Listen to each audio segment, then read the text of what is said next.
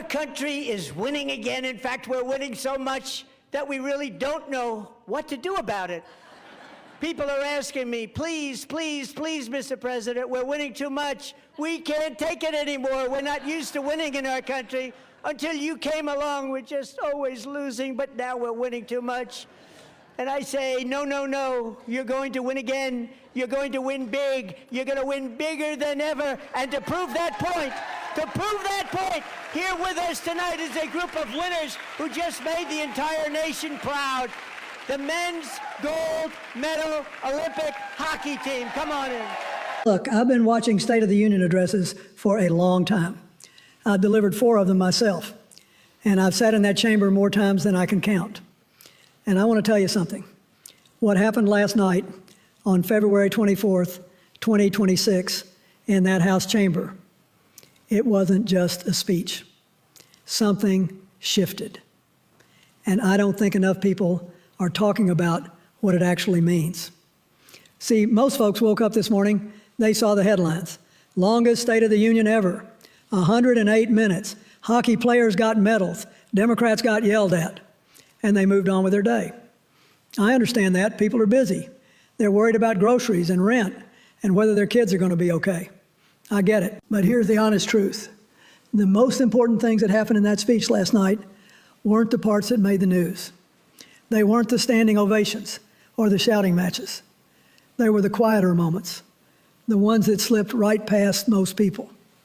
A president standing in front of Supreme Court justices he publicly humiliated just 4 days earlier and calling their ruling unfortunate. A claim with zero evidence that the other party can only get elected by cheating. A case being built piece by piece for what could become another military conflict in the Middle East. And we'll come back to all of that in a moment. What I want you to understand right now is this. The State of the Union is not supposed to be entertainment. It is supposed to be a president's honest accounting to the people who sent him there. And when that accounting stops being honest, when it becomes a performance designed to divide rather than inform, then something fundamental in our democracy starts to break down. Not with a bang, quietly, gradually, in ways that most people don't notice until it's too late. And that's what I'm worried about today. Not about one speech, about what comes after it. Now, before we get into what he said and what he didn't say, you have to understand the moment this speech was delivered into, because context is everything. It always is. Let me tell you something. When I gave my State of the Union in January 1998, I was in the middle of the hardest stretch of my presidency. Everybody knows that. But I walked into that chamber and I talked about policy. I talked about balancing the budget. I talked about what we were going to do for working families, because that's what the American people deserved, substance, not spectacle. Now look at where President Trump stood last night. His approval ratings are scraping historic lows. Only 39% of Americans approve of his handling of the economy, and that's the issue people care about most. A partial government shutdown is ongoing right now because Democrats in Congress refuse to fund the Department of Homeland Security after federal agents killed 2 American citizens in Minneapolis back in January, Renee Good and Alex Pretty. Those are real names, real people. And the president didn't mention them once. 4 days before this speech, the Supreme Court struck down his signature global tariffs in a 6-3 ruling. His own appointees voted against him. He called it an embarrassment to their families. Meanwhile, 2 aircraft carrier groups are deployed toward Iran.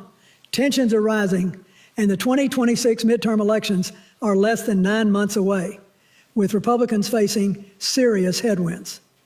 We've got to remember, that's the landscape. That's what a president is supposed to address when he walks into that chamber. The real State of the Union, the difficult truths, not just the comfortable ones. And this is where things start to get complicated. Because instead of meeting this moment with honesty and accountability, what we got was 108 minutes of a president who chose to double down on everything that put him in this position in the first place. And the consequences of that choice, well, those are going to unfold whether we're paying attention or not. All right, let's get into it. Let's talk about what was actually said in that chamber, and just as importantly, what wasn't. President Trump stood up there and declared we're living in a golden age. He said the roaring economy is roaring like never before. Now look, I love optimism. I built my whole presidency on it. But optimism has to be rooted in something real. And when 65% of Americans disapprove of your handling of inflation, you can't just tell them the good times are here and expect them to believe it. He claimed he inherited inflation at record levels. That's just not true. When he took office in January 2025, annualized inflation was at 3%, well off any record. He said tariffs are paid by foreign countries. Every serious economic study says that's wrong. American consumers and businesses bear those costs.